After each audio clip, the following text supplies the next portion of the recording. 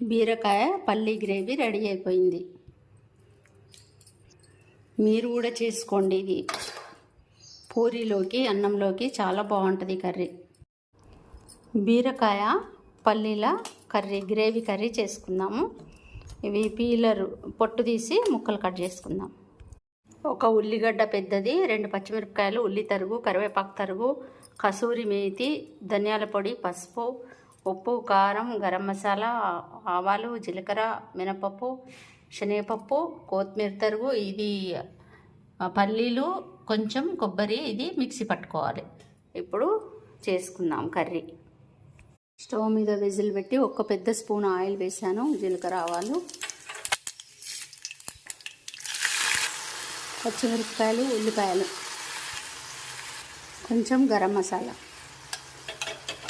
కొంచెం దూరగా వేగిన తర్వాత పసుపు వేసుకుందాం. కొంచెం వేగినాయి ఉల్లిపాయ ముక్కలు, కొంచెము అల్లం వెల్లిపాయ,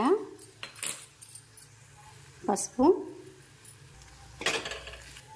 ఇప్పుడు బీరకాయ ముక్కల్ని వేసుకొని కలుపుకుందాం. కలుపుకొని కొంచెం ఉప్పు వేసుకొని మూత పెట్టేద్దాం.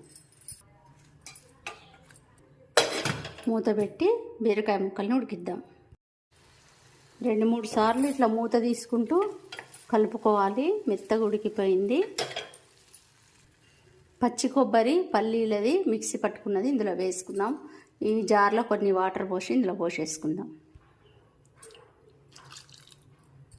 కొత్తిమీర, కారం, ధనియాల పొడి, కసూరి మేతి వేసి ఇది మొత్తం కలుపుకొని ఉడికిద్దాం. కలుపుకొని కాసేపు ఉడికిద్దాం మళ్ళీ. ఇప్పుడు మూత తీసి చూద్దాము. చక్కగా ఉడికిపోయింది. దింపుకోవటమైగా బీరకాయ పల్లి గ్రేవీ రెడీ అయిపోయింది. మీరు కూడా చేసుకోండి. ఇది పూరీలోకి అన్నంలోకి చాలా బాగుంటుంది కర్రీ.